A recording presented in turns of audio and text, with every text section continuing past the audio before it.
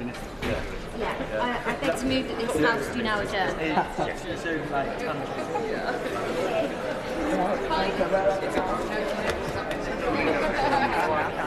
The question is that this House do now adjourn. Barry Gardiner. Thank you, Madam Deputy Speaker, and may I add my voice to the concatenation across this House welcoming you to your new role. Let me begin by also welcoming my honourable friend, the member for Coventry East, back to this House. I'm delighted to see her at the dispatch box today as Minister for Nature.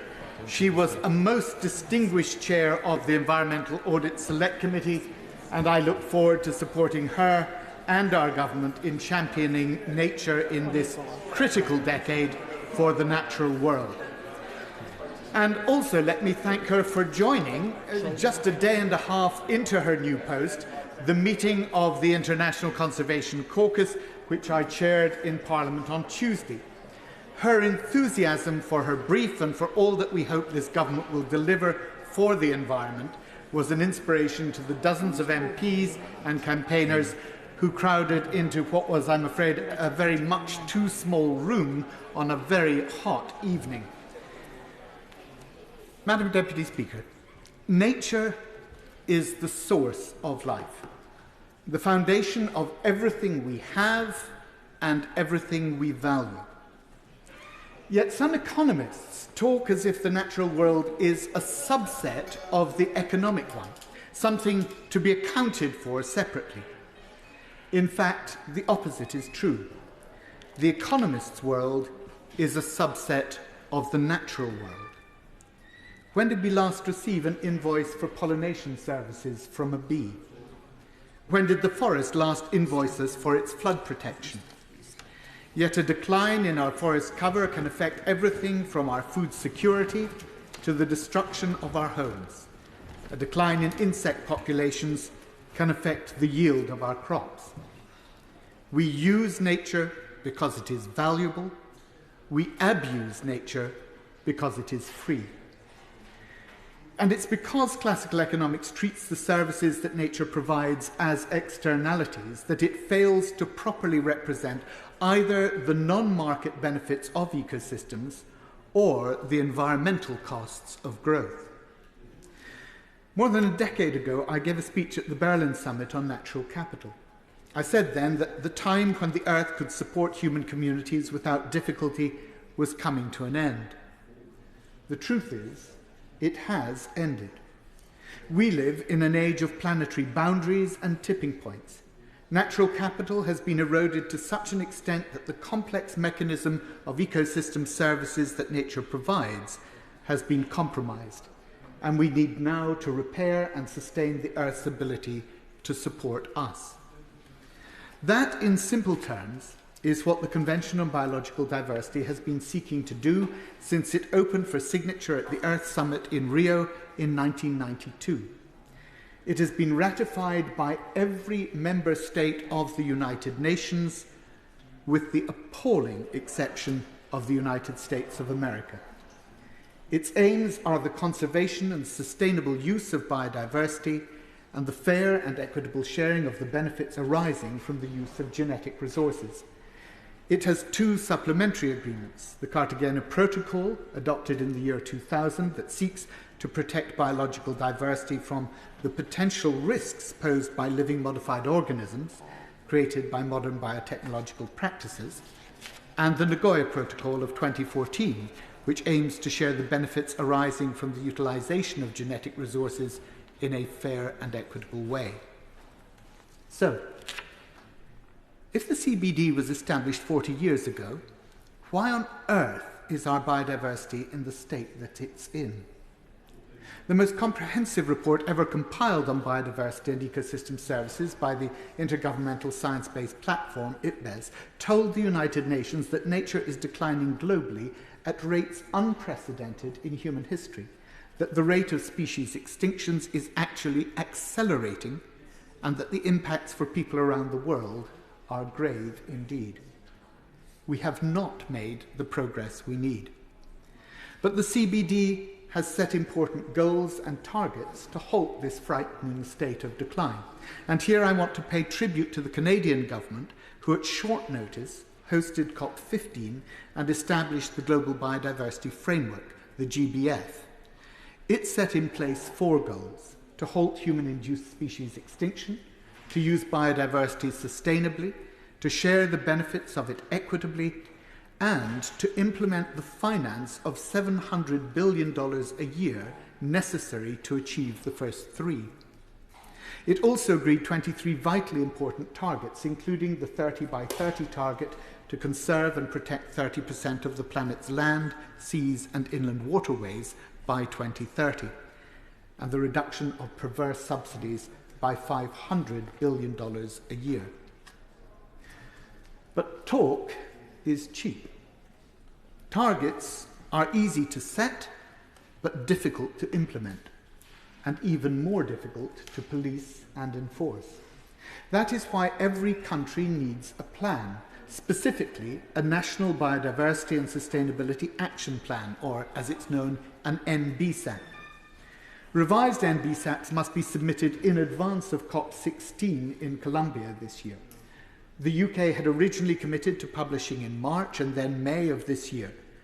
I'm so glad they did not, because the change of government should have afforded officials in the department the time to radically revise the draft, which was intended by Conservative ministers to be merely a restatement of what the UK was already doing, and not the urgent and transformative action that is required to deliver on the 4 goals of the GBF. Of course, delighted. Thank you very much to the Honourable Member for Brent West for securing this crucial debate and for giving way, and I very much agree with the analysis that he's set out. On the point that he's just made about the need to move beyond the previous government's commitments, this week environmental groups published new economic analysis that showed almost $6 billion investment is needed every year in nature-friendly farming to meet legally binding nature and climate targets. Does the Honourable Member agree that it's vital for ministers to urgently confirm that the budget for nature-friendly farming won't just be maintained, but will be increased in this Parliament? I'm delighted to have given way to the Honourable Gentleman. He makes a very important, very fair point.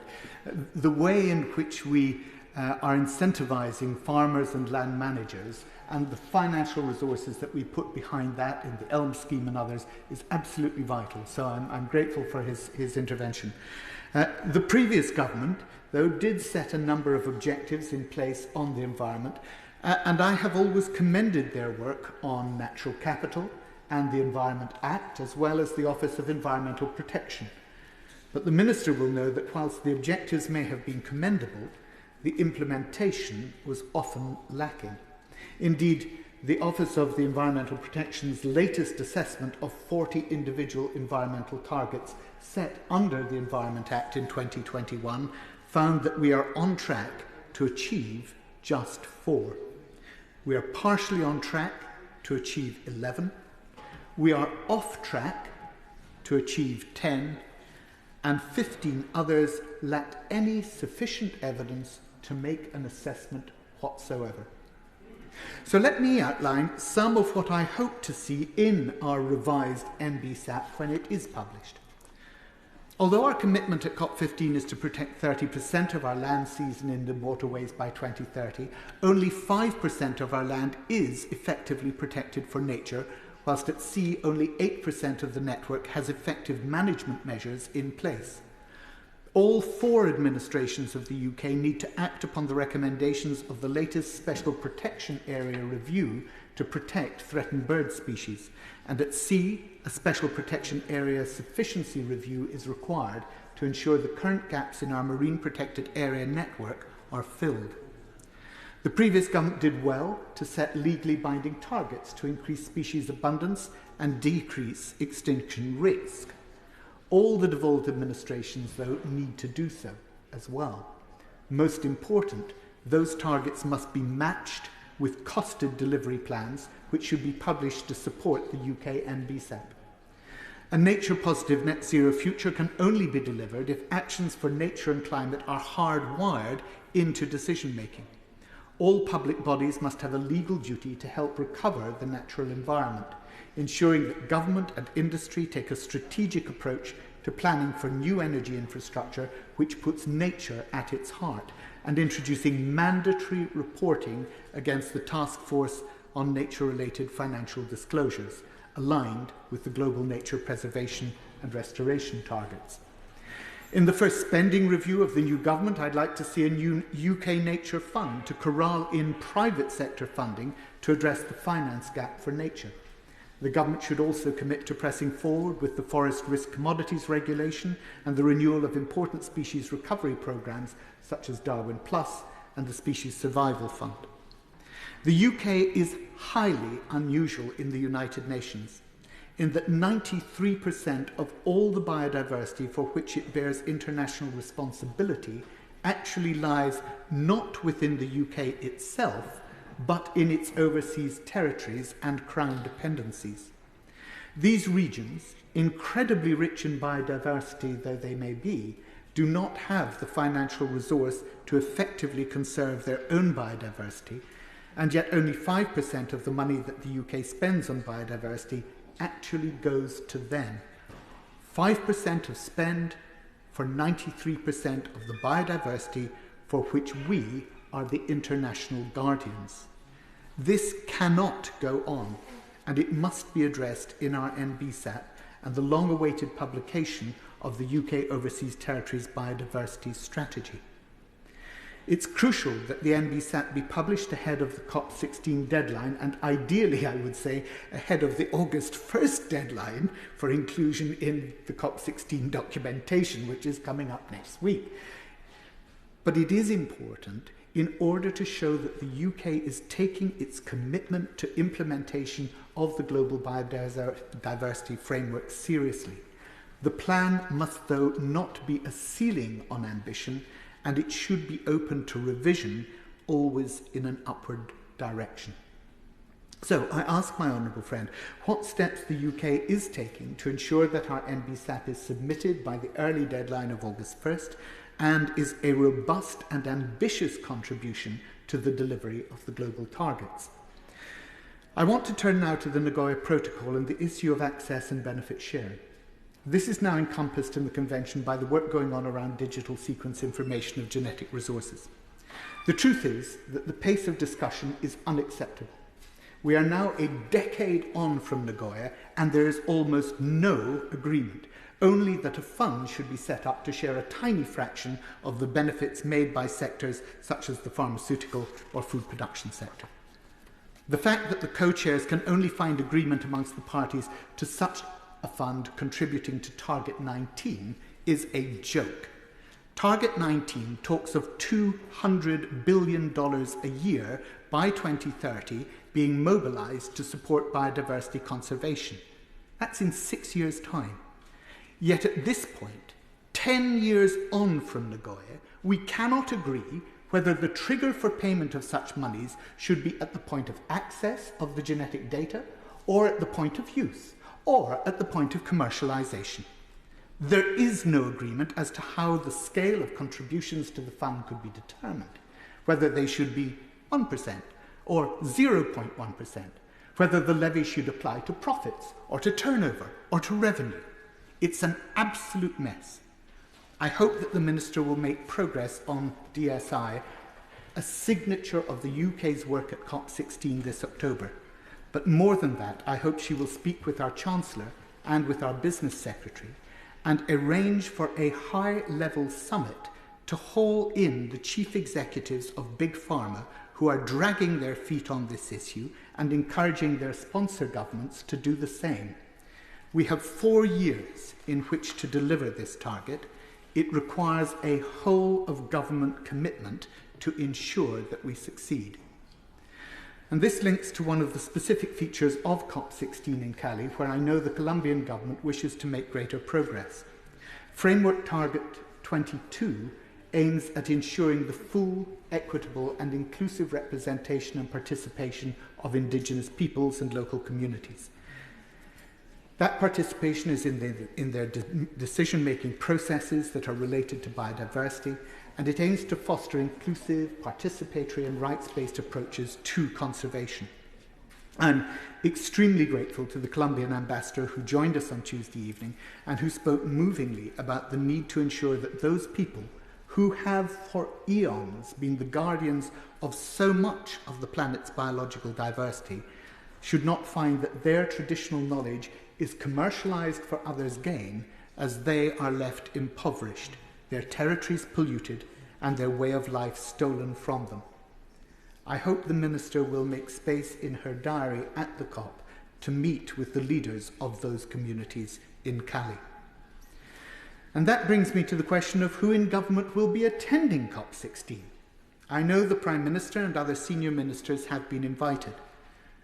What an amazing signal it would send to the rest of the world that the UK is back, seriously engaged on the international stage about the most critical threats facing our planet, if the Prime Minister would lead our UK delegation.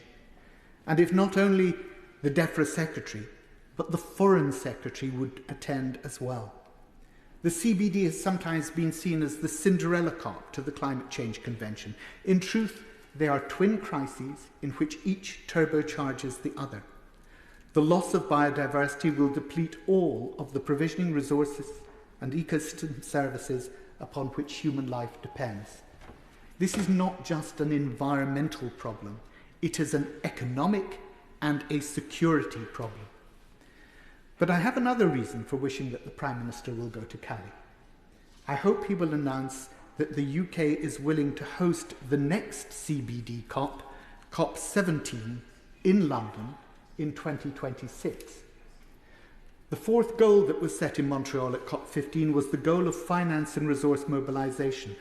Where better to make progress on the financial framework for delivering our 2030 and 2050 targets than the City of London, the world's financial centre? Governments cannot do everything on their own. The role of the private sector in mobilising the resource of business and industry is absolutely vital. I'd refer the Minister to the Financing Nature report produced by Hank Paulson, the former US Treasury Secretary. He talks of the clear and compelling economic case for financing nature conservation. And whilst it's important that business recognises the value of ecosystem services, they must appreciate that it is far cheaper to prevent environmental damage than to repair it afterwards. That's why it's important that the government makes it mandatory for companies to report against the Task Force for Nature-related Financial Disclosures. London is the centre of the green bond market, it is the right place, and this is the right government to mobilise the financial flows that the sustainability of our planet depends upon.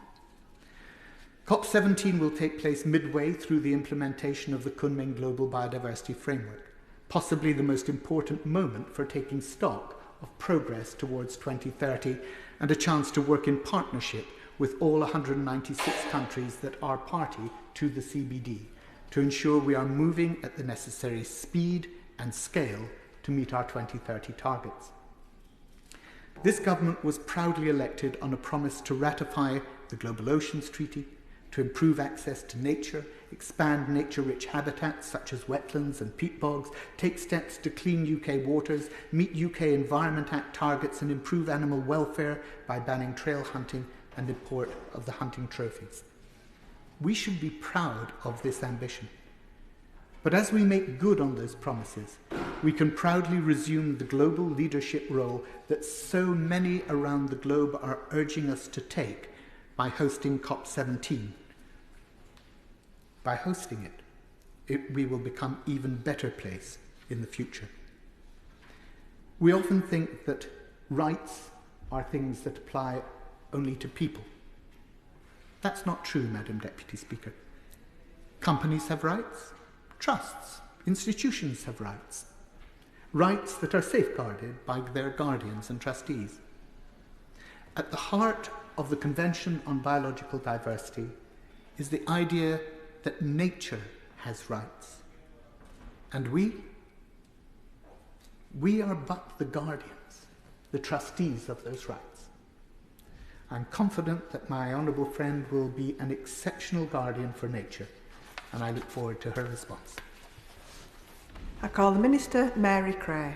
Thank you very much indeed, Madam Deputy Speaker. And can I begin by welcoming you and congratulating you on your election. And can I thank my honourable friend, the member for Brent West, for his very kind words to me and for tabling today's debate. And just I would like to say that what an incredible privilege it is to stand here as the Minister for Nature in a Labour government that will put this front and centre of our national missions. Madam Deputy Speaker, my honourable friend is a true champion of nature at home and abroad, and as a distinguished former Minister for biodiversity, he has made tireless efforts to hold us, the UK, and all the parties to the Convention on Biological Diversity to the very highest standards, and he deserves our thanks and our commendation for that work. I would also like to thank him for hosting the introduction to the International Conservation Caucus Foundation on Tuesday, where I had the chance to meet both the Colombian ambassador to the UK and representatives from Canada House. It was an important reminder, Madam Deputy Speaker, of the fact that reversing nature loss is a global priority, one which we can only achieve by working in partnership with our friends around the world. And if we will need leadership, participation and commitment in equal measure to halt and reverse biodiversity loss and climate change. And I'm delighted, as the MP for Coventry East, to have the opportunity to listen and learn today on the UK's approach to the next meeting on the Convention on Biological Diversity, COP16, which, as my honourable friend has said, takes place in Colombia this October. It's a unique opportunity to begin to re-establish the UK as a global leader on nature and climate cooperation. And protecting and restoring biodiversity begins at home. Almost half of our bird species and a quarter of our mammal species that have been assessed are at risk of extinction here in the UK. Precious landscapes in our national parks are in decline. Rivers, lakes and seas are awash with sewage and chemical pollution. We feel this loss and destruction of nature wherever we live. We remember our childhoods looking out of the window at murmurations of starlings across the Warwickshire countryside, in my case. And we think now of how rare it is to hear the cheeping of a sparrow in our gardens. More of our land is underwater, our children getting sick after swimming in our seas and rivers. This Labour government is laser-focused on restoring and protecting nature. In England, we will deliver a plan to hit the Environment Act targets, halting the decline of species by 2030. We will honour our international agreements to protect 30% of our land and seas by that same date. And we will ensure England's environmental improvement plan is fit for purpose. We will work collaboratively with our devolved administration colleagues on the shared challenges and opportunities that restoring nature brings. And we will do this in partnership with civil society, communities, businesses and volunteers to harness their creativity and insights. I give way. Thank you very much, Minister, and thank you to the honourable member from Brent West for bringing this debate. I recently attended a session led by the Wildlife Trust in my area, in my constituency, and they spoke with me about exactly the depletion about which the Minister is speaking.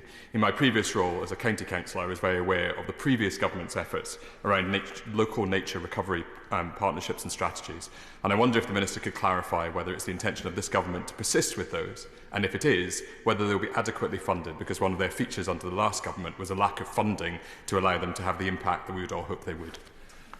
Can I thank the honourable gentleman for that intervention, and can I say to him that the Secretary of State is today visiting the Purple Horizons project in the West Midlands, an example, a huge nature recovery project extending across 10,000 hectares, vital heathlands, wetlands, woodlands and grasslands, which is an example of the partnership working that he talks about, and with our local wildlife trust there, the Council, University of Birmingham and Lichfield District Council.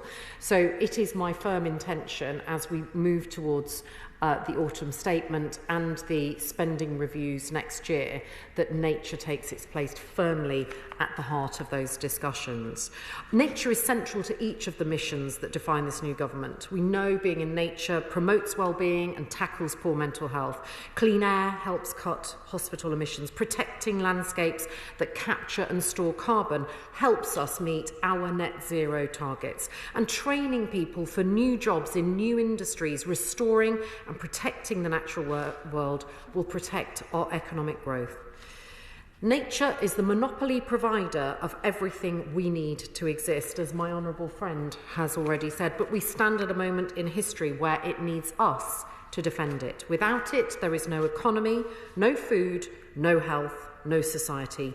And we are not merely observers. We are an integral part of nature, and our future depends on protecting it. So I look forward to working with my brilliant team of officials at DEFRA to tackle the nature crisis at home, and my new colleagues at DEFRA addressing this crisis. So at COP 2015 in Montreal, 196 countries agreed to the landmark Global Biodiversity Framework to halt and reverse biodiversity loss by 2030.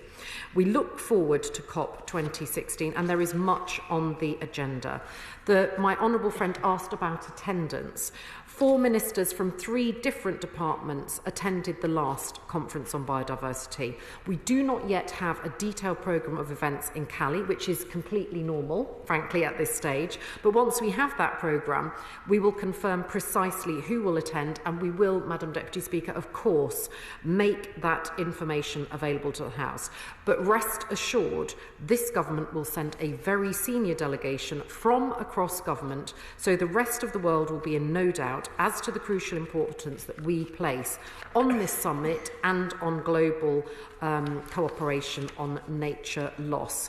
There are 33 items on the agenda for this COP, covering everything from marine protected areas to plant conservation, and UK teams will be active on all of them, driving consensus and finding ambitious agreements to help deliver the goals. We must speed up scale and action at home and abroad, but there are 3 priorities we are following closely. First, on digital sequence information, DSI.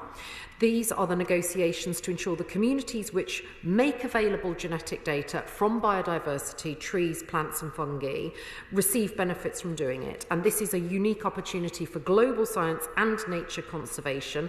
Payments for that information could unlock billions of dollars of finance for nature every year and ensure that nature is protected for future generations, not just of scientists, but of forest dwellers.